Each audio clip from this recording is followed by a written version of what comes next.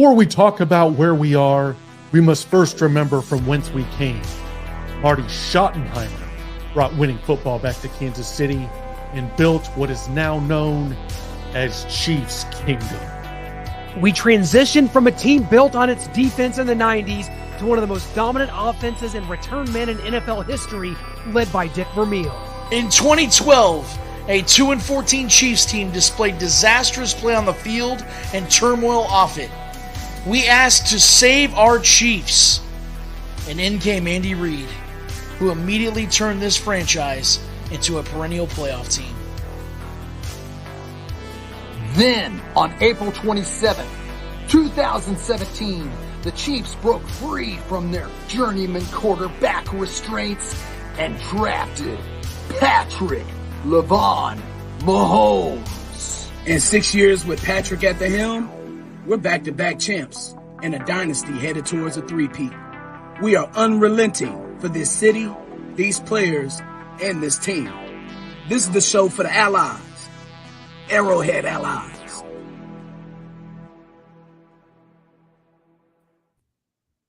Well, with Dynasty Mode fully activated here in Chiefs Kingdom, we continue to revel in the sweet success of Super Bowl 58. However, it's time to literally and figuratively turn the calendar to the new league year, which brings you to our annual free agent Freakout Frenzy show. And while the winds of change are blowing across the NFL, the same goes for us here at Arrowhead Allies, as we are proud to welcome a new ally to the fold in the incomparable, the outspoken one, Lance Twidwell. Lance, thanks so much for being here with us, buddy. How's it going? And on behalf of all of us, welcome to Arrowhead Allies. Oh, yeah. Boys and girls, I hope you're ready.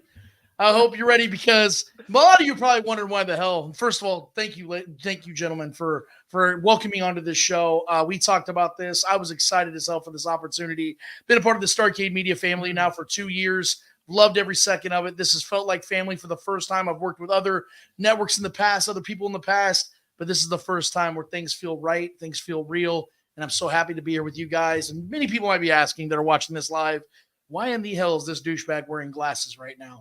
Is it because of daylight savings? No, it's not.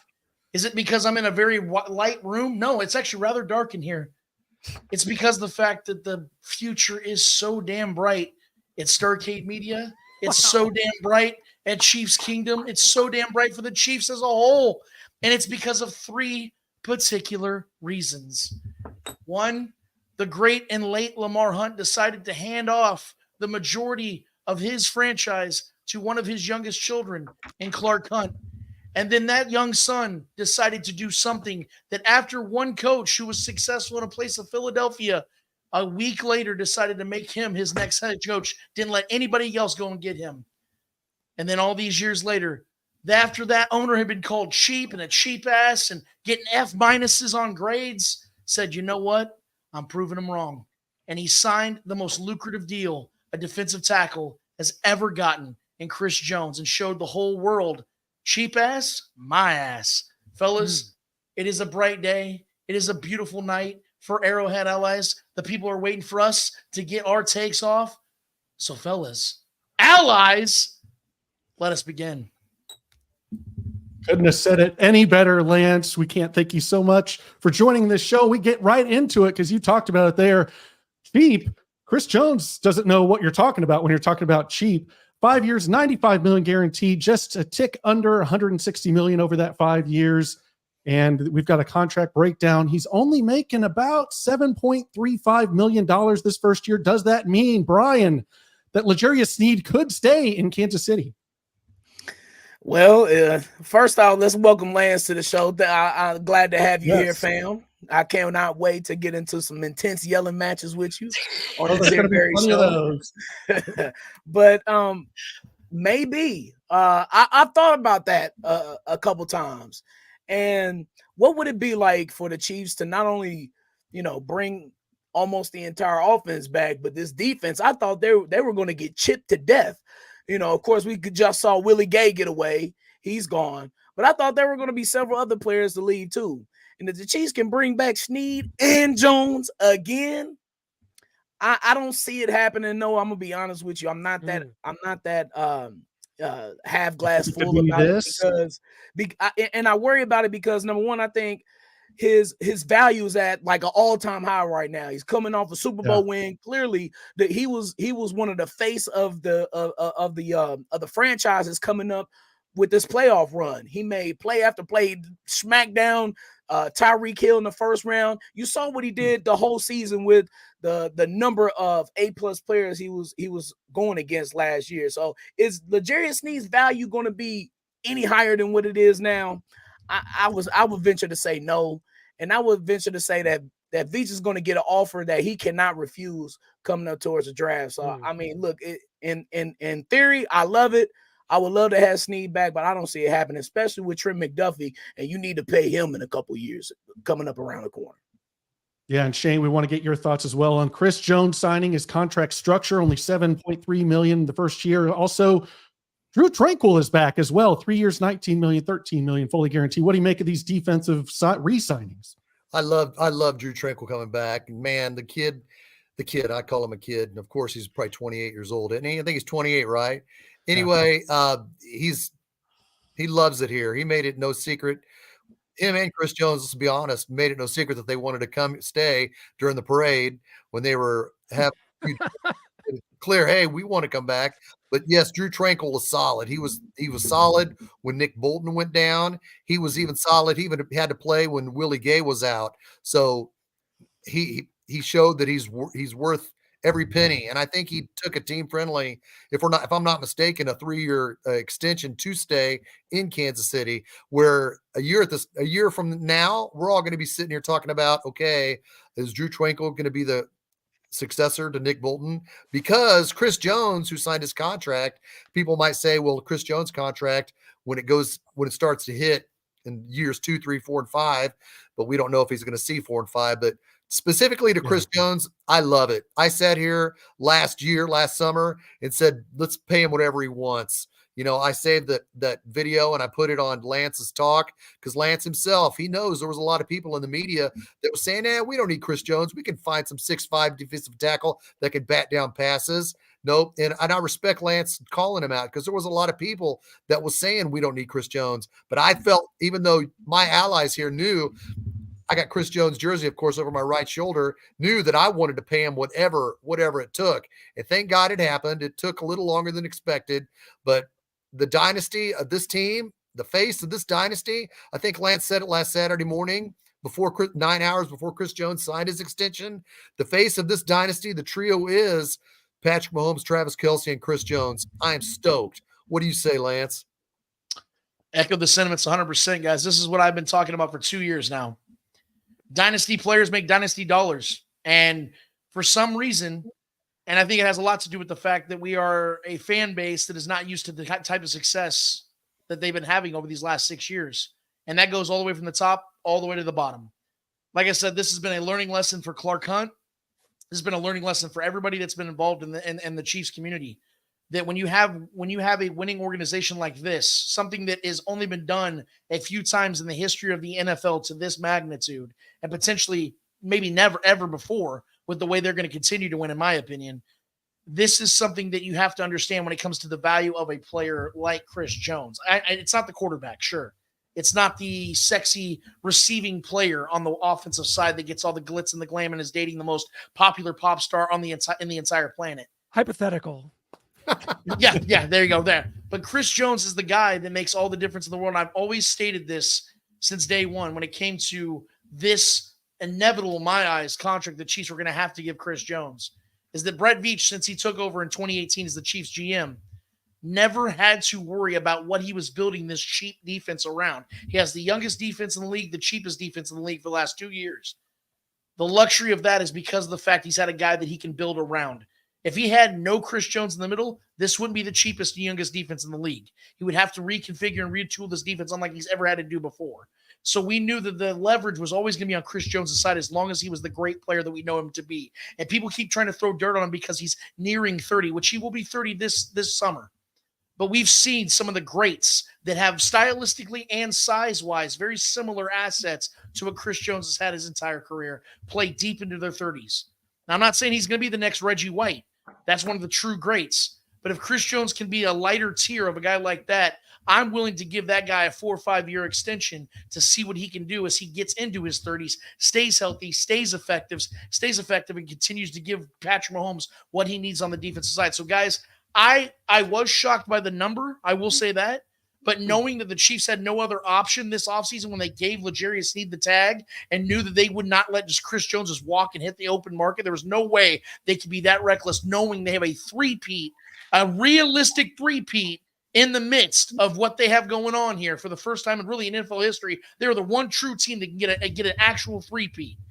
There was no way they're going to let that guy walk. So I knew that Chris Jones was going to get paid. It was just a matter of when, not if. But it still blew my mind that they gave him $95 million guaranteed and $158 total. So this was one of the most pivotal moments and I'm not trying to be hyperbolic here, fellas, but I think this is one of the true pivotal moments. I wasn't joking when I had my opening about Clark Hunt, because Clark Hunt has been known to be a cheap owner when it comes to cash. A lot of people don't know the difference between cap and cash spending. And historically, this franchise has not been a big spender on cash. Well, that was a lot of cash they just gave Chris Jones up front. So I think this changes the spectrum, the entire idea. When free agents and veteran players are looking at this team from here on out, they see they took care of that dude when he bet on himself and did what he did in 2022 and 2023. They're going to be like, okay, I think that franchise can take care of me. I obviously want to win, so I'll go there. But I also know they'll probably pay me because they just did it with that guy. That only helps things from an optic standpoint.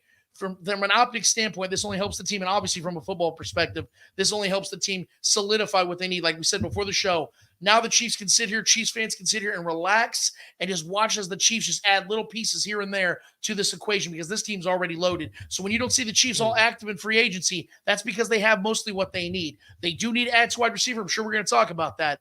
But they got their big guy, guys. They got him back, and he ain't going nowhere anytime soon. He's going to retire a Chief, and I don't know how that could ever be viewed as anything other than a positive.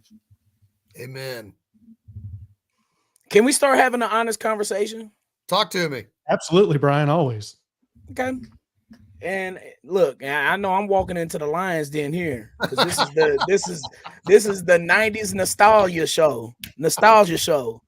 But when are we going to start saying the fact of Chris Jones being the best defensive player in Chiefs history? When are we going to admit it? I admitted it. I came to that conclusion a long time ago. I came to that conclusion when I saw Derek Thomas's postseason stats. Right. Compared to Chris Jones's stats, or not even the stats, because there's so many stat boys now that what about what we see? What about those playoff moments? Chris Jones, we can pull him from anywhere. Sacking Joe Burrow take us from the AFC Championship game to the bowl in 22. That was his first playoff sack. That was his first ever playoff sack. Him knocking down passes in Super Bowl 54. Him rushing Deion Dawkins to put him in Josh Allen's lap to affect the throw. I mean, there's so many moments for Chris Jones in his postseasons. Derek Thomas, there's a Derek Thomas jersey right here. Okay, there's only 2 jerseys hung up in this house. Derek Thomas, Patrick Mahomes. Okay, so nobody is a bigger Derek Thomas fan than me. But one thing I am is a realist, and I'm honest. And I can sit here and say that Chris Jones, in my lifetime, and I've seen both play their entire careers, has had more of an impact on this franchise than DT. You know, Derek Thomas, when you compare a lot of the genre, the era of football of the 90s to now, I think what you have to remember is the 90s was the awakening. We were dead for, dead to rights. I mean, like I've said numerous times, more people were going to see the Kansas City Kings before they left town in 85 than going to Arrowhead. But when Marty Schottenheimer came here in 1989 and took Derek Thomas 4th overall, that's who we thought was going to wake us up from the dead. And Derek Thomas was great in the 90s. I mean, the second season of the league, he had 20 sacks. But you're right. In playoffs, the only sack and fumble that I can remember was Warren Moon in the division round win in January 16th, 1994, when the Chiefs did upset the Houston Oilers with Joe Montana. So, but if you want to honestly put them together side by side, Brian, I will listen to that debate and I'll have to sleep on it before I'll say that Chris Jones is better than Derek Thomas. We could turn this into a whole hour-long debate. I mean, it'd be like Lance when he has Michael Jordan versus LeBron on from the Spoken. Him and Trevor can make that subject last 2.5 hours. But we're going to talk about this. What do you think, Lance? What do you think? Chris Jones, Derek Thomas, bring on the debate, buddy. What do you think? I'm glad this question's actually being asked, Brian. I'm glad you brought this up because this was something that I heard and saw other people conversing about over these last couple of days. So I have actually been thinking about it. There is obviously a difference between being the greatest and being the best. If we can speculate on this for just a second, I think there is an absolute argument right now that Chris Jones is the greatest defensive player because of what he has done to contribute to the success that this team has been having. Obviously, Derek Thomas did not to contribute to the success. The only fallback in that argument, though, is the fact that Derek Thomas didn't have a Patrick Mahomes. He didn't have a quarterback of this magnitude, this generational transcendent talent that was doing the things on the other side of the football. In fact, he had quite the contrary. And so that's what I have to defend Derek Thomas. And when we look at raw numbers, this is why I say that if I had to say who's the best player between them right now, I would probably have to go with DT still because of his raw numbers, the fact that he's still very much in the top 10, if I'm not mistaken, still very much in the top 10 all-time in sacks. This guy's an edge rusher. He was a guy, and not to mention the fact DT was doing that in a run-heavy league. So he had even more limited opportunities to go after the quarterback when they were passing the ball, a little bit less than what they do in today's NFL. What Chris Jones has a defense on when it comes to best is the fact that he gets double-teamed more than anybody else in the league. Over the last just 2 seasons, Chris Jones has been double-teamed 71% of the time. That is by far the most in the NFL amongst all pass rushers. So he's dealing with it from an interior perspective, whereas a DT or any of the other greats that you want to talk about primarily are on the outside dealing with the tackle. Now, that's not easy on itself. When you're going against 2 sludgy, big old fat guards and centers, that's a lot harder to get through. That's why I defend Chris Jones and his sack totals in the postseason, because Frank Clark is second all time, if I'm not mistaken, fellas, right? In postseason sacks all time? Right. Yeah. Okay. Who's making the Hall of Fame, Frank Clark or Chris Jones? Chris Jones. Yeah. And why is that? Because Frank Clark was able to capitalize off what Chris Jones was setting up for him to do. Right. So these 2 players, Derek Thomas and Chris Jones, although their ultimate job is to get to the quarterback, it is contextualized differently because Derek Thomas is coming from the outside, whereas Chris is taking on the brunt of what he's the main focus right in the center of that offensive line. It's a much tougher job for him to do. So when it comes to greatest, when it comes to contributing to greatness, it is Chris Jones. I will agree with you on that. When it comes to best, I still think DT has that right now. But guys, the beautiful thing is what I just talked about. Chris Jones, there are 0 signs of this man slowing down. It would not shock me at all if by the 3rd, 4th year of his contract, this man is still one of the best at what he does. It would not shock me because he has not shown me, oh yeah, there's telltales. He's been suffering some injuries here or there. He hasn't. He's still playing at the top of his game. And I don't think he's one of those guys that is strictly driven by money. I think he's a guy that truly wants to win. He is truly driven by legacy. Obviously, getting paid is a big thing for him, but he knows what his value is to this team that could potentially be the greatest dynasty in the history of the NFL. So I think it's very much in line that Chris Jones can finish as both the greatest and the best defensive player in the history of the Chiefs. Let me add this on too, because those are some good points. Just real quick. Look, it's harder to play defense in Chris Jones' era. Way harder. So many rules are tailored to the offense. And yeah, there's so many arguments to balance out both ways. Okay, yeah, they ran more back then, but now it's harder to play D. DT was on the outside, Chris Jones on the inside, and Chris Jones has, if I'm not mistaken, around 75 sacks or so from the interior. What? Are we serious? Chris Jones doesn't have to go after his offensive coordinator in the halftime of a postseason game like Derek Thomas was going after Paul Hackett in the locker room because Steve Bono was throwing the ball all over in one of the coldest games ever. He's like, run the damn ball. And I'll make this one last point, and then we can move on.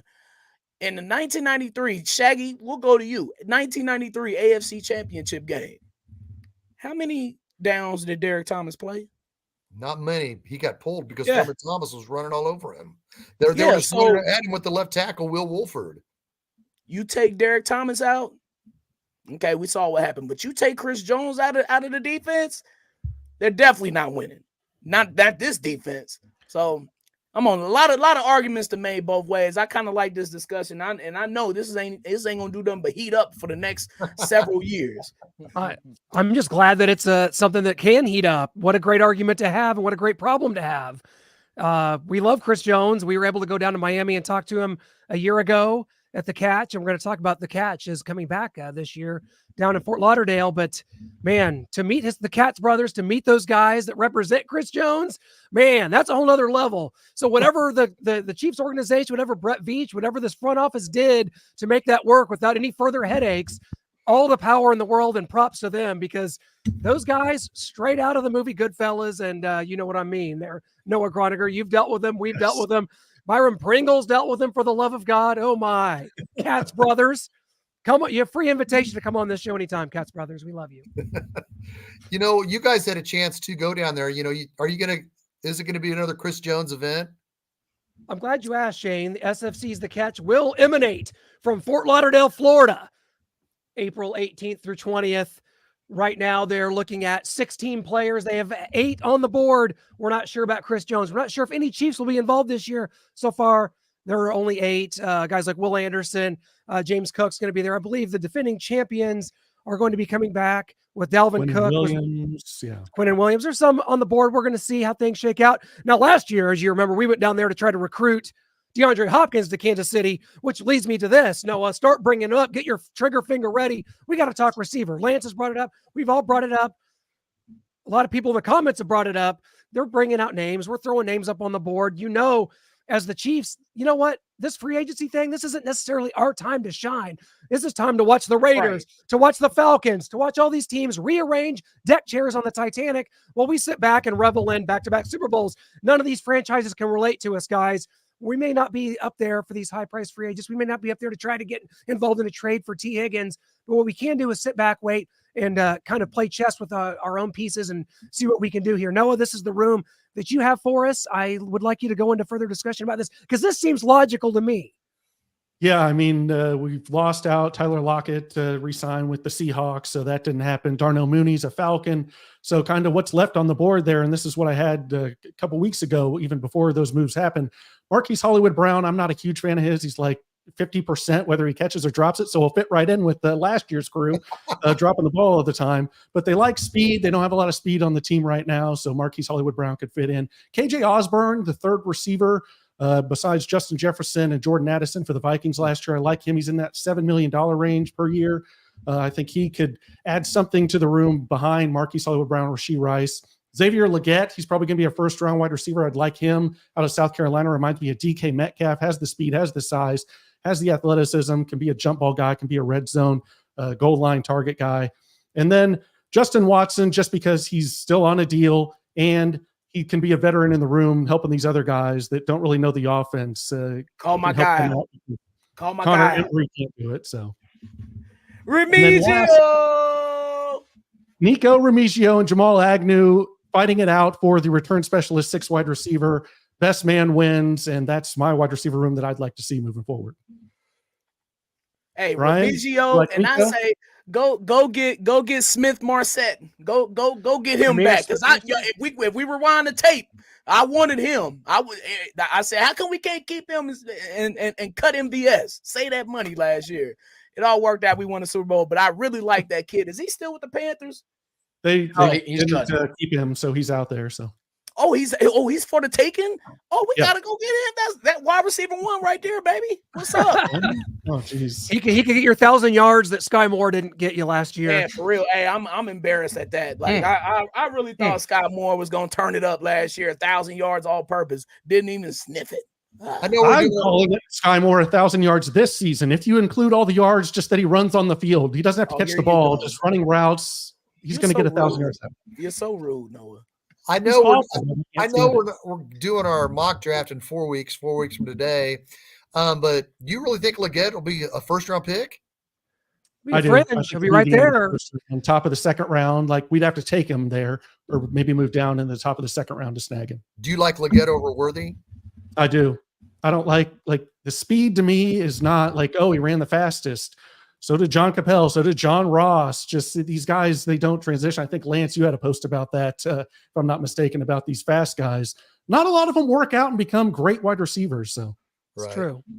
And guys, we have breaking news. We don't have a graphic for this, but we've got to bring this up. Just 1 minute ago, it was reported by Adam Schefter, Patrick Mahomes is rescheduling his contract to create an additional $21.6 million worth of salary for the Chiefs. Seriously? Boom.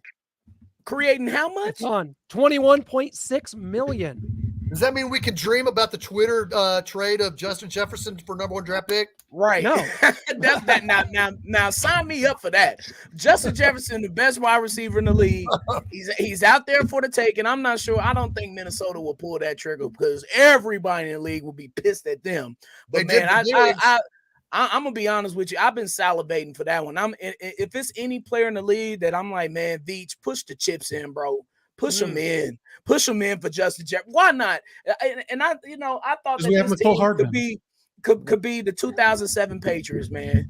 Like, not saying that the Patriots pushed all the chips in that year, but they went out and got Randy Moss, and he changed the entire team and how they were. Now, they didn't win any Super Bowls because the offense was way more explosive with him. Before then, it was way more dink and dunk, small ball. But with Moss, they were able to, of course, go over the top over anybody. He beat Prime Revis every year. But man, I would love for Veach to push the chips in and just go and get either, if not Justin Jefferson, and I would love to trade up and get one of these spectacular wide receivers. Patrick deserves it, man. But I like that. That's what I've been saying since Tyreek Hill left. Patrick deserves it. You said no, we're fine. Well, we won 2 Super Bowls. Chiefs currently have 6 draft picks. 6 draft picks. The Chiefs currently have 6. If they trade Snead for maybe a second or fifth, they'll have 8, right? So if they have 7 right now. Okay, 7. You got a comp pick. Compensatory, yeah. Okay, so if they could get 9 if they get 2 picks for Snead. So that's going to work into a trade. I mean, keep in mind, we're talking, ladies and gentlemen, we're talking hypotheticals here. If Noah, when you see this money just freed up for Patrick Mahomes, what does that tell you?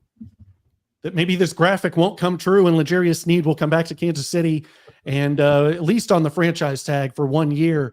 And they're trying to work something out. Hopefully they can do that. And then, they've got more money to keep Sneed and go get some of these receivers. Because right now, before Mahomes restructured his contract, it was kind of having to choose one or the other. Can't keep Sneed, can't go kind of rework the wide receiver room. Now maybe they can do a little bit of both.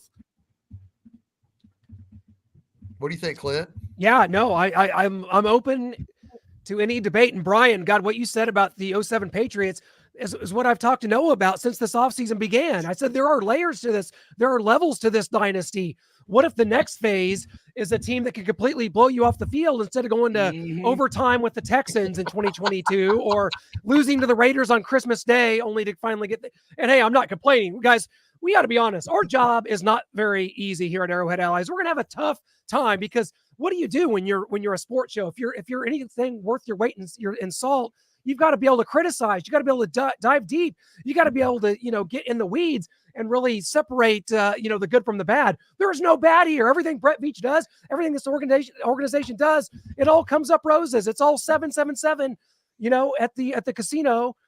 So we're going to have to work hard to find things that we don't really like. There might be little nuances. There might be things we might do something stupid and I don't know, bring McCole Hardman back. But you know what? Yeah, he did catch the touchdown in the Super Bowl to win the game. I'd say Brett Veach, Mahomes, this offense, they'll probably just figure it out again. But there are layers to this. Maybe this team gets better. Maybe it's dominant. Maybe you remember 2020 coming off of a Super Bowl win where you went out and went 14-2, should have been 15-1, would have been rested starters against the Chargers.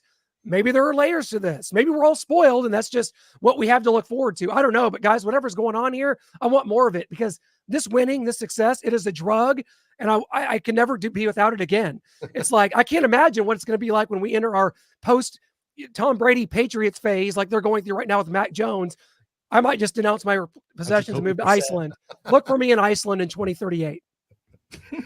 Hey, Lance, what is this recent news of Patrick Mahomes freeing up salary cap space? What does that tell you, Lance? It tells me that Patrick Mahomes is 1 of 1 and that his contract is also 1 of 1. We've never seen anything like this before in the history of sports. When we saw this contract initially come down the pike, we knew that this was designed for one reason only. Obviously, Patrick wanted his money. He said so in press conferences. Like, I like money. I like to make money. He's been very transparent about that. But this is all about one thing, and it's to build a dynasty that we've never seen before. I know that people think that what the Patriots did for 20 years can never be replicated, but what people forget is that in between the two segments of time that the Patriots won those Super Bowls, they had a 10-year gap. A 10-year gap where they didn't win a damn thing. The Chiefs do not want that because they can't afford to risk that, maybe Patrick can play till 45 like Tom Brady. There's a reason why Tom Brady and what he did was so special and so unique because it hasn't been replicated before. So you got to use Patrick Mahomes' greatness and maximize his greatness while you know you got it. And with this contract, it tells you that it's going to give you every opportunity in the world to get as many pieces and as much talent on this roster as humanly possible. And as the Chiefs continue to win Super Bowls and at least get to Super Bowls and get to the dance, you're going to attract more people like this. This is why this offseason and what has happened so far is such a beautiful thing moving forward, guys, because from the top down, when we saw those grades come out, I know I keep bringing that up, but people pay attention to that stuff. We've heard J.J. Watt talk about how players take that stuff seriously.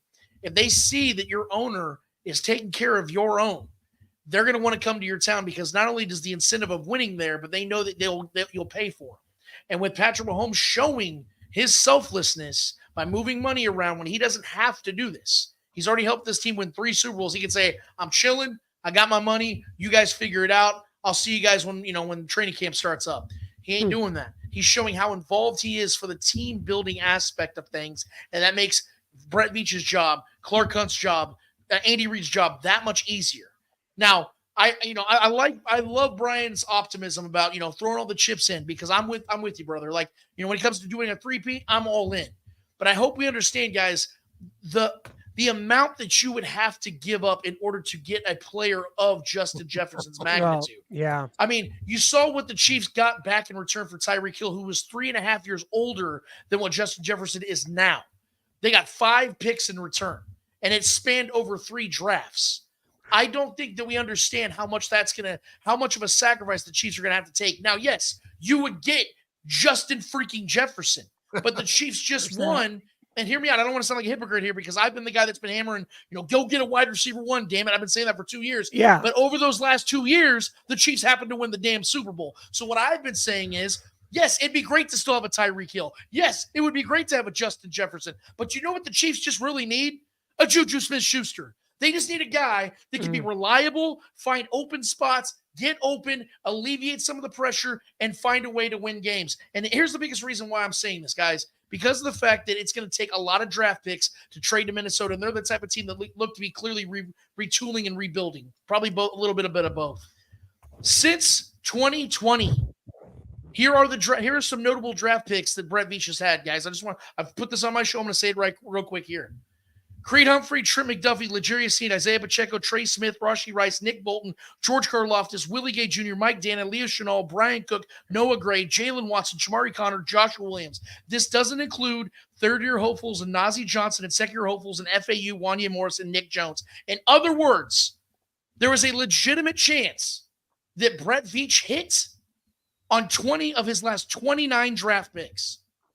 So if you can give this guy who has been drafting his ass off as many draft picks as humanly possible, I like to think this dude's going to be able to replicate the success he's been having in the draft and keeping this team young and cheap and fresh on a continual basis. So unless you know that you can get Justin Jefferson, I'm not willing to give up these types of draft picks because I think this team can go and get guys in this draft, especially when we've heard from everybody that we trust out there that is saying this is one of the most talented draft classes in the history of the NFL, especially at wide receiver and tackle, which, what would you know? Those are 2 of the biggest positions of need for the Chiefs this offseason.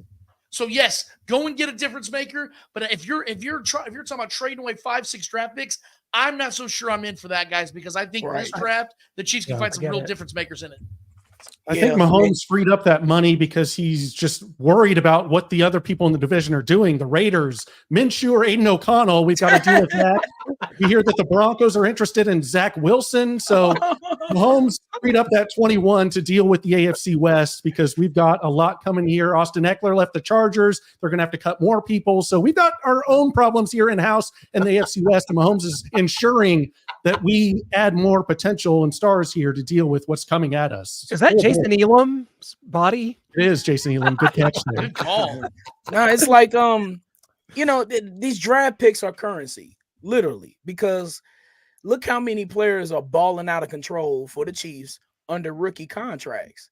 And that's why I thought the Chiefs were going to get chipped to death this offseason because there are going to be so many pieces that we're going to need. We need linebackers now. We need a left tackle for sure.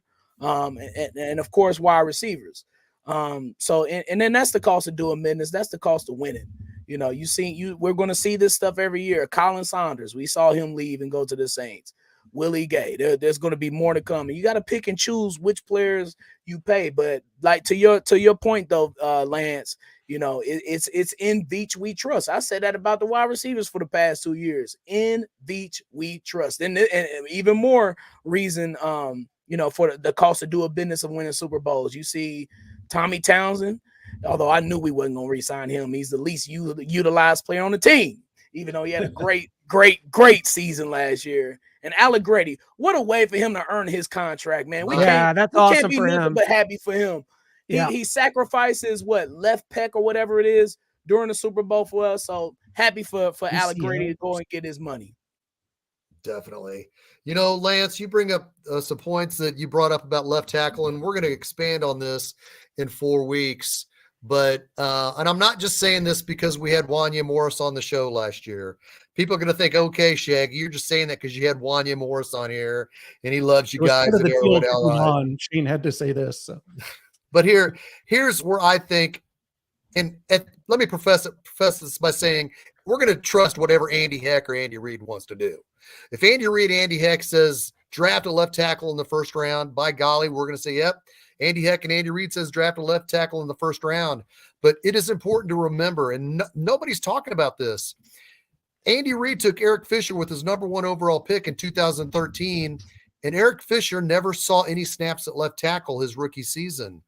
Wanya Morris was thrust into left tackle. And I know we had Brandon Albert, but when Brandon Albert got hurt, Brian, what Andy Reid did in 2013 is he took Donald Stevenson, his right tackle, and put him at left tackle twice and put Eric Fisher at right tackle because he wasn't going to let Eric Fisher see the light of day at left tackle his rookie season. But by golly, when freaking Donovan Smith got hurt this year, we were like, wow, Wanya Morris at left tackle. And you know what we saw at left tackle? We saw a rookie. We saw him do some good things. I remember I text Lance, hey, man, how about that first drive for Wanya Morris, man? He was solid. He looked really good. Then the very first play of the next drive, he'd get sacked. Patrick Mahomes would get sacked, and I had to text Lance. Yeah, he's not off to a good disregard. But yeah, what I'm saying is we're gonna, like I said, we're gonna expand on this 4 weeks from tonight on our draft show. But if the Chiefs draft a left tackle and he plays, he's gonna look like a rookie. He's gonna look like he's got a lot to learn, like Wanya Morris did last year. So what I'm hoping that they believe Wanya Morris can develop into that guy as a left tackle because he got to play 6 games as the starting left tackle this season, and he would have been the starting left tackle going to the playoffs if he didn't go to concussion protocol. So that's why I'm hoping that Andy Reid and Andy Heck look at the tape and see what Wanya Morris did in 6 games as a starting left tackle and how he can get better. What's your take on that, Lance? Look, man, I understand the Wanya Morris. You know what I feel like this is now? I think this is now transitioned into the Joe Tooney can play left tackle because we saw him do it for a few plays. That's what I think this is turning into. Not that I'm trying to knock Wanya Morris as a player, but I want to contextualize what he is to this team. I view Wanya Morris as a backup depth piece. He was a 3rd-round pick, and if I'm not mistaken, out of Oklahoma. He played a lot of right tackle, if I'm not mistaken, at college as well. So he was playing naturally out of position as a third-round player. And if we know anything about the majority of guys that start in their first seasons at offensive line at any position, they're usually first or second-round players. So Wanya Morris was really taking on a lot, and I'll give him his respects. But when I'm looking at this team as it's being built this season, if we're looking at inexperience at left tackle this year, I would rather the Chiefs go and swing for a guy early in this draft and let him have that opportunity and see what he's got than to put a guy that I don't believe is going to be that long-term answer there right now based on what I've seen from him in the sample size he's given us. Because, guys, we heard this fan base and how much they couldn't stand Orlando Brown Jr., correct? Well, I'm not the biggest grade guy, but when it comes to offensive linemen, we tend to have to listen to it. We have to pay attention to it because they don't have stats. They don't have touchdowns a lot of times. They don't have other things. We have to kind of go off of these grades. Orlando Brown Jr. was a significantly higher graded player than Wanya Morris. In fact, Orlando Brown Jr. in his 2 seasons with the Chiefs graded up around 75 to 75.8 at left tackle. Wanya Morris graded out at about 55 to 58. So in other words, guys, Wanya Morris did not impress me enough to give him the opportunity and say, you know what? Let's risk Patrick Mahomes' blindside this season with him, who I'm not impressed with, who I do not trust, who was a third-round piece, who was brought in as depth, a guy who originally played right tackle. Let's have him play left tackle because we saw him play decently at times. I would rather, if the Chiefs are going to go young and inexperienced, I would rather them go with a guy who's played the majority of their college career at that position and played it at a higher level than Wanya Morris ever has. So that's where I'm at. And the Chiefs have been playing patch up. But see, this offseason, they can't afford to do that. Because if you look at the market out there, unless you're willing to bring back Donovan Smith, who was less than impressive in my eyes, Donovan Smith, I apologize. Donovan Smith, unless you're willing to bring him back, or Tyron Smith, who's going to be 35 years old and is injured when he coughs. I just don't know if those are the kind of guys that I would want to trust to protect Patrick Mahomes' blindside, because that's the most valuable position on the offensive line. If it's my bet, I would like to see them. This is why I talk about draft picks, accumulating as many draft picks as possible and trying to move up into the first round, because we know that the first 10 to 12 picks, a lot of teams are going to be gauging for quarterbacks, which means naturally tackles and wide receivers will be sliding back. Hopefully, at least I'm being optimistic here. If that is in fact the case, maybe the Chiefs can trade up 6 to 7, 8, 9 spots and maybe go and get one of these premier tackles in this draft. It's not sexy. I know everyone's looking at wide receiver here, but I think that protecting Patrick Mahomes has to be the top priority when it comes to building this team now and for the next 5 to 10 years.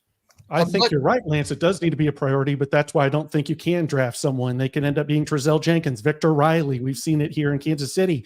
And so maybe if you do take one of those guys, I'd at least like to see them learn behind someone, maybe not start right away, because I'd like to see a Tyron Smith or a Donovan Smith. I know that each one of them has their own separate issues. Donovan Smith is kind of declining. Is he still good enough to protect Patrick Mahomes? We just won a Super Bowl with it. It's not great. It's not sexy.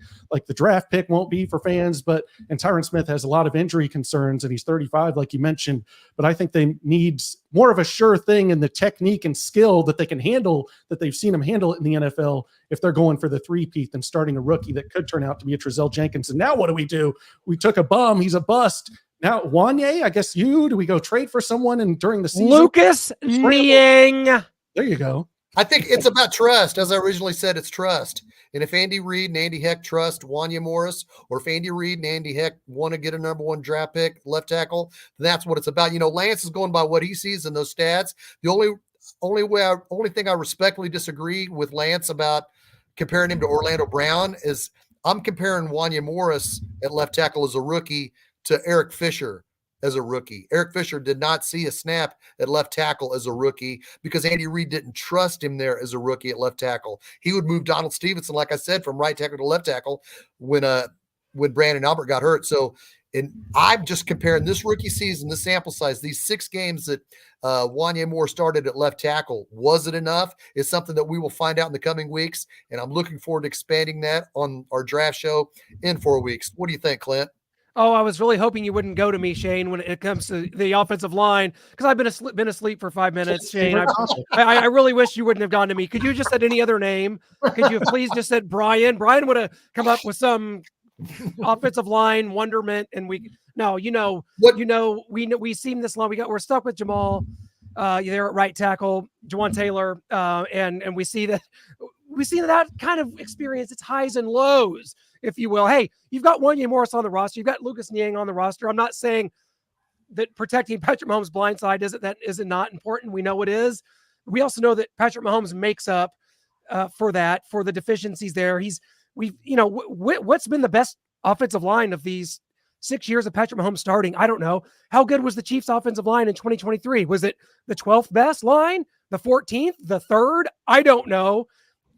I know that it's part of the equation, and we will address that with the draft picks coming up, and we will address it with free agency. So I just think it'll all work out great. The line will work itself out, and we could, our time would be better used on, other positions. But what do you say, Brian? You love offensive line, so you. No, we can't talk about the offensive line anymore. I can't do it. I've got to move on. I've got to go to the AFC West musings and get Brian's thoughts on this tough AFC West coming up here in 2024.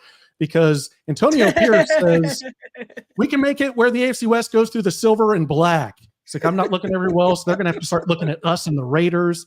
And then we've got the Broncos just willing to eat $85 million in dead cap. They're just eating money sandwiches as Russell Wilson is now a Steeler. We've got to letting go of Justin Simmons, who has picked off Mahomes the most out of anyone. He's got 5 interceptions off Mahomes. The most anyone else has is 2. Jerry Jeudy is a Brown now. So what do you make of this, Brian? This tough AFC West coming up. They're making some shrewd moves out here, and the Chiefs have got to counter it. I think it's worse than last year. First off, Jerry Jeudy looks like Big Boy from Outkast. Who's going to be at SFC's The Catch? I'm glad you brought that up, Brian. He will be performing live in Fort Lauderdale. Yeah, bombs over Baghdad, baby. But look, man, the Mahomes rules is hilarious to me. And what Antonio Pierce is doing to the Raiders right now, and to all the other Chiefs fans, I'm a traditional Chiefs fan. A lot of people like to say that the Broncos are the number one. No, they're not. The Raiders always have been, always will be the number one enemy of the Kansas City Chiefs, okay? Ask Hank Stram about it. And for these bastards to come up with Mahomes rules, I can't wait, fellas, because this ain't going to do nothing but add another chapter to the last dance that Patrick is going to have in 2050 when we look back on this magnificent run that he's going to have. And it's going to be a chapter on ESPN. We're watching the 30 for 30. Man, I remember those days. We was on Arrowhead Allies. We was analyzing this. I remember that exact thing. And then we're going to come up with these Mahomes rules. And Antonio Pierce is going to come up, and he's going to start blabbing his mouth like he's been doing this all season. They're going to go back to the interview with him and Max Crosby talking about, I wish we were the Chiefs. We got to stop those Chiefs. I'm tired of them doing ring around the rosy. They won the Super Bowl in our stadium for a week and win a playoff game there.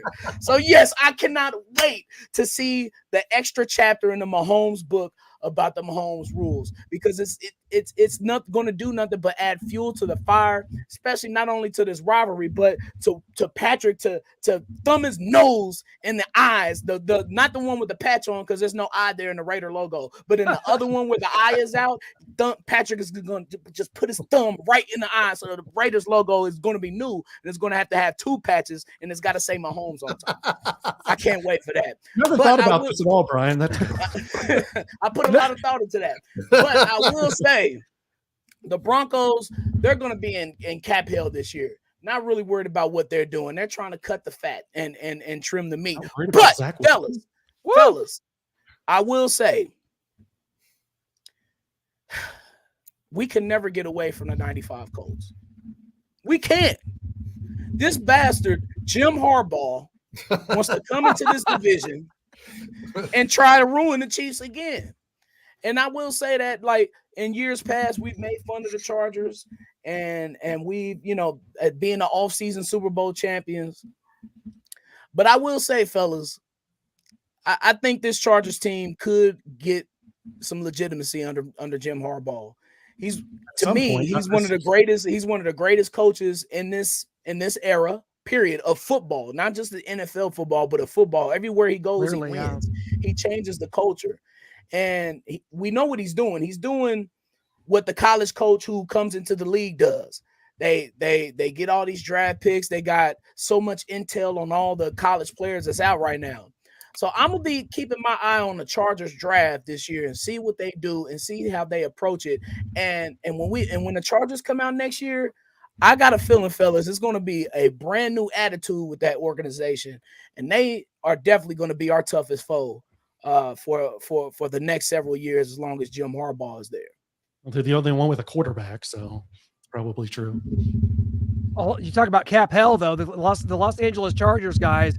What's it going to look like next year if there's no Mike Williams, there's no Keenan Allen? They're trying to rebuild the receiving Leo core. Mack, Joey Bosa. Like, what is it going to look like? This may take some time. How patient are we ready to be? I mean, especially when the Chiefs are heading towards what are, a 9th straight AFC West title. Just keep them rolling in. I got all the time in the world for it. I think that when you look at this division as a whole, Noah, I think that this division is worse than it was at this time a year ago.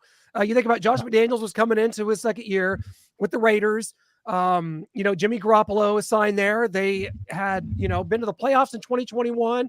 And in 2022, they were the best 7-10 team we've ever seen, right? I thought last year with the Chargers, with what they had, that this division was better last year. And, not only that, Russell Wilson, the Denver Broncos, I had Sean Payton in the mix. I had some legitimate concerns. I mean, I think most of us picked the Chiefs losing a game or two in the AFC West, wound up losing 2, which is crazy. But no, I think this division's worse than it was last year as a whole. Yeah, I mean, the Broncos are having to deal with cap issues and don't have a quarterback. The Chargers have a quarterback, but are finally having to deal with their cap issues. The Raiders don't know what they're doing. Minshew versus O'Connell is their answer. They lost Josh Jacobs. So, yeah, there's problems all over the rest of these teams. Meanwhile, Mahomes was restructuring his contract. We got Chris Jones signed, and we've got Drew Tranquil signed. We're out looking at receivers and tackles and bringing Snead back. I mean, there's a lot of good things out there for the Chiefs, and the rest of these teams are going through turmoil. But, Lance, I want to throw up some graphics and get your thoughts on some of the other moves around the league, and if anything stands out. Does anything scare you? Maybe a Derrick Henry to the Ravens. We've got Mooney, who we thought could be here in Kansas City. He's a Falcon. Joe Mixon gone from the Bengals, now the Texans. Then you've got a lot of running backs getting signed. Your Josh Jacobs, Saquon Barkley, Kirk Cousins to the Falcons, and Jordan Poyer goes to the Dolphins. Daniil Hunter to the Texans, who are kind of rounding out a nice team. That's somebody you could probably keep your eye on. Austin Eckler leaves to the Commanders. Leonard Floyd to the Niners is kind of an underrated move that I like for them. But Lance, does anything stick out to you there? Well, let me first of all say, because we got the news right before the show broke, that Willie Gay did sign a 1 year, I think it's the $5 million max with the Saints, who, by the way, I did not know they even had $5 million to spend, but congratulations to them on getting a freak athlete like Willie Gay. I was very surprised that was the kind of contract Willie got. I thought he was going to get a long-term deal, and I thought he was going to get paid. I guess that's just not the market for outside linebackers this time around, but I just wanted to send out my shout-outs to Willie for helping the Chiefs get to 3 Super Bowls and winning 2 of them. He was a passion guy. He was driven. He was the guy that told him to go play the Swag Surf song, and it kind of felt like the momentum shifted after that, and he was one of those guys, man. So I'm going to miss Willie, and I appreciate everything he did for this team. I will say the 2 things, because I want to focus on the AFC side of things, because we know that's the direct competition for the Chiefs. Yeah. We know that every single year there's always going to be some new team that rises, and it's really hard not to fixate and focus on this young and upcoming Texans team, primarily because of the fact that CJ Stroud is him. I know that everybody focuses on Justin Herbert, and now Harbaugh's got this Justin Herbert talent. I still question whether Justin Herbert really has what it takes to be a winner in this league. He's got all the talent in the world, but he's had a plethora of weapons his entire career, and he has not gotten better since his rookie season, which happened to be a season in which there were no opposing fans in the stands. So, of course, he looked great that first season. There was no pressure on him. And so I just feel that Justin Herbert still has a lot of answers or questions to answer, whereas CJ Stroud, in my eyes, has answered a lot of them almost immediately, because he's already been more impressive in my eyes than Justin Herbert has been to this point. And I really like what D'Amico Ryans is doing with this team, and they've been very aggressive today by going and getting a good veteran running back like Joe Mixon, and then going in a Daniil Hunter on the defensive side, a guy that can absolutely wreck a game by getting after the quarterback. Those are pieces that we may sometimes overlook or try to downplay, but can play massive dividends in the postseason run that they're trying to go on, guys. So that's first and foremost. I'm gonna be honest with you. This Ravens team is very weird to me, because first of all, I'm the biggest Derrick Henry fan there is. I call him Derrick John Henry, because this dude is an immortal. He is really like the John Henry of the stories that we read as kids. And I've really loved watching this guy play, and I'm expecting him to be an asset to that team. I think this is the perfect system, the perfect situation. Him and Lamar Jackson running that offense, that little read situation they have going. But it's a weird thing for me with the Ravens because it's almost like they don't have a true identity right now. Because what did we hear all last offseason? Odd monk in passing game. Yes, exactly. They're trying to change to prove that Lamar is what everybody says he's not, is a true passing quarterback. Then he ends up going right back to his old ways. And then ironically, in the playoffs against the Chiefs, all he wants to do is throw the damn ball. And it just doesn't work out either way you look at it. I think things will be alleviated for him at this time around, having a guy by far the best running back he's ever had. But here's the problem that no one's really wanting to talk about, guys. The Ravens are losing a lot of good defensive players. And they're losing to division rivals. So this is something that makes me wonder, losing your DC and McDonald, losing Patrick Queen, losing these safeties. Like, I'm wondering if that's going to be the part that we're not paying attention to. But in the regular season, we're like, oh my God, the Ravens really are weak in the back end of their defense. Their linebackers aren't as strong as they used to be. Roquan Smith, he's not benefiting having that guy next to him anymore. He's doing it all on his own. I really do wonder, guys, if the Ravens are going to be one of those surprise teams that maybe regresses next season, even though they added such an awesome asset on the offensive side of things. We know this is a defensive-driven team, and with Joe Burrow getting healthy, with the Browns getting better, with the Steelers looking to be at least formidable, they went and got a quarterback that's literally being paid $38 million to not play for the Broncos. But I digress. That's still a good team with Mike Tomlin running things. So those are the two things I'm looking forward to the most when it comes to these free agent signings so far. Guys, we're a little over, 30-some hours into the new league year. We got so much more to go. There could be a surprise that we don't see coming that totally shifts things on the AFC side of things. But as you guys say in the AFC West, as we're saying as a whole in the AFC, we know where this stuff goes through, guys. We know where it's running through, and I think that the AFC West. Let me just put a little snippet out there about this Jim Harbaugh situation, because I respect that man. I love him as a coach as well. One of the most successful guys there's ever been in the history of coaching in football. But I find it scary for Jim Harbaugh that he chose to finish second as his fate for the foreseeable future. I find it very scary for him because he's going to make a ton of money, and this dude should be a winner. He should be a guy that wins a Super Bowl, but he chose the AFC West. He chose to go to Patrick Mahomes' division in Patrick Mahomes' prime, when they have the opportunity to three-peat, when they have a team that is the youngest roster and one of the youngest rosters in the NFL. I mean, to me, I find it baffling. I understand the location's nice. I know that Justin Herbert's attractive. He's got the cool flipping hair and all that stuff. But at the end of the day, do you have what it takes? Because as it currently stands, Clint, you kind of mentioned it, they got $24 million to still get off their books before they can actually be considered working with the league, being under the cap hit. So good luck to you guys, because I know that Jim Harbaugh is a hell of a motivator. It's gonna, he's gonna motivate his guys. He's gonna do the cool, hitting of Justin Herbert and things like that, molding them and minting them and making them look all cool and things like that. But are the Chargers gonna get the job done? And that's a big negative, fellas. Just like Sean Payton in Denver, they got a lot of problems, guys, and their biggest problem is one they can't avoid, and it's the Kansas City Chiefs. So the AFC is going to be fun. I'm looking forward to it. Like I said, the Texans and Ravens are the teams I'm looking to right now, but this poor AFC West, man, it's looking more and more bleak as time goes on, because now these teams that overspent over the last 2 years are now getting that bill, and they may not be able to leave a tip.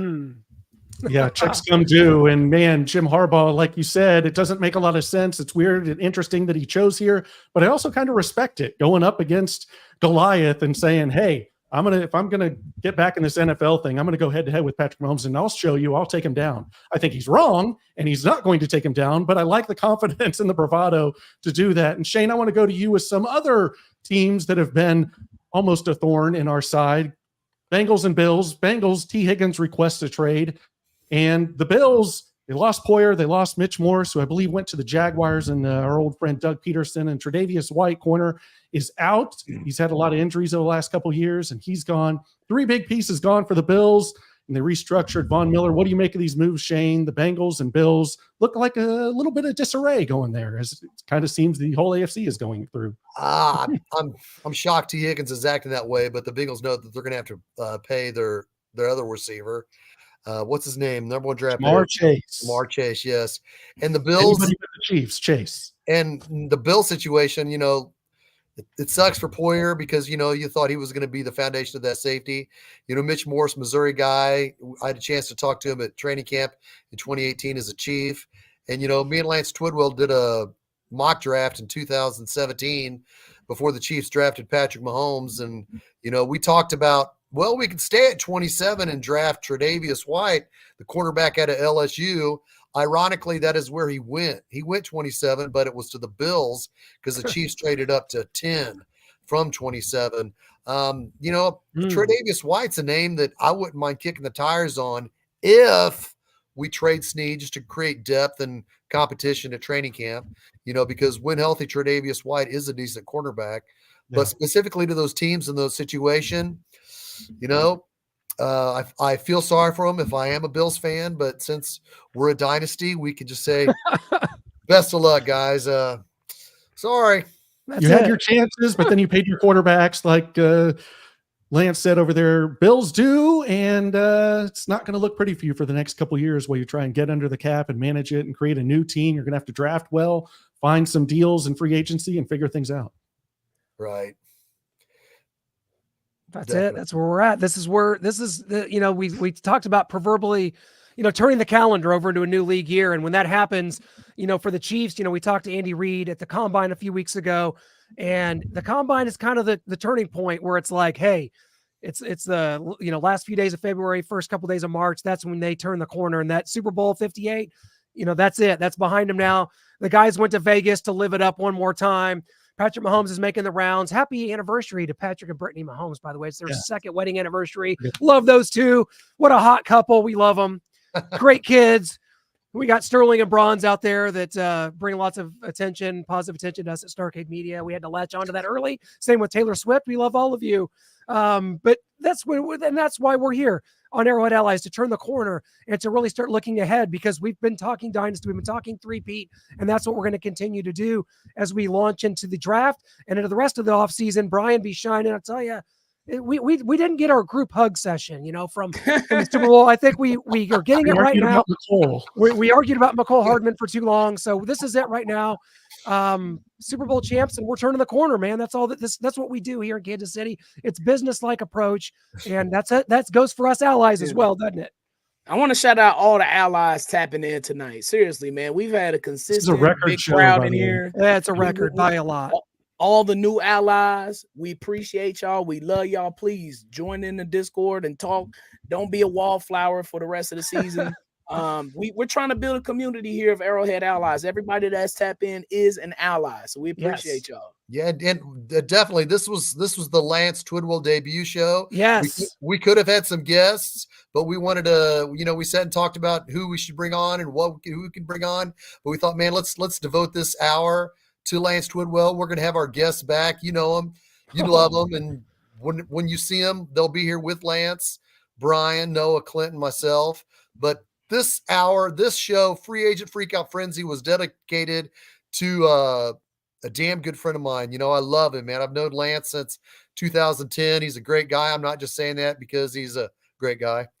But seriously, guys, this tonight's show was all about Lance. And Lance, thank you for coming and being an Arrowhead ally with us. Yeah. Lance, a debut that rivals any, I don't know, come up with your best wrestling WWF, like the Kane debut. It's Bad Blood, where he ripped the cage down and Tombstone the Undertaker. That's the debut we got from Lance Twidwell, and it lived up to the hype. Everybody, look at this. It's a record show, Lance. It's a record number of viewers and commenters, and you are a huge part of that. This is going to be a blast, is it not? It's already a blast, man. Just the thought of joining you guys. We met up a few months ago, and you guys offered this to me. It was an honor to me, guys, because I know that you guys have been doing great. The Spoken plays a small part of what we do here at Starcade, but to now be here with the allies, to be a part of the allies, to be one of the allies. In all seriousness, we joke around. I came on here, like I said, with the glasses, and I did my little thing, my little spiel, my little pay-per-view clip. But you know what? In all seriousness, this is what I look forward to the most, is talking with y'all, having a blast, because it's so cool when you can do this, and it doesn't have to be a performance. You're doing this with your buds. You're doing this with your pals. Yes. I consider every single one of you guys like family. And I love you guys to death, and I appreciate you guys just wanting me to be here so I can run my mouth, act like I'm smart for 30 to 45 minutes, and give you guys my takes. But I promise you, every single take I give you on this show is going to be my genuine belief, my genuine truth. I will not lie to you guys. I will keep things honest and authentic as long as I'm here. And I appreciate you guys letting me be a part of this. That's all we ask. That's great Heck stuff yeah. right there. And Well, 4 weeks from tonight, Clint, 4 weeks from tonight, we'll be doing our draft, our mock draft, where the Chiefs will go. What do you think, Noah? Absolutely. We're going to wrap up free agency and what we have there and the rest of the moves that are made. We've got to add a receiver. We've got to add a tackle. We got to see what happened with Snead. So once that's all wrapped up into a nice, pretty bow for us and our 9th straight AFC West title, we will come back, talk about all those offseason moves, talk about the draft, who we think we're going to take. Is it Xavier Worthy? Is it Xavier Legette as an offensive lineman? Oh, we are ready for it. Like Shane said, in about a month's time, we will see you again. We can't thank you all enough for tuning in and watching. Until next time, this is Arrowhead Allies, and go Chiefs!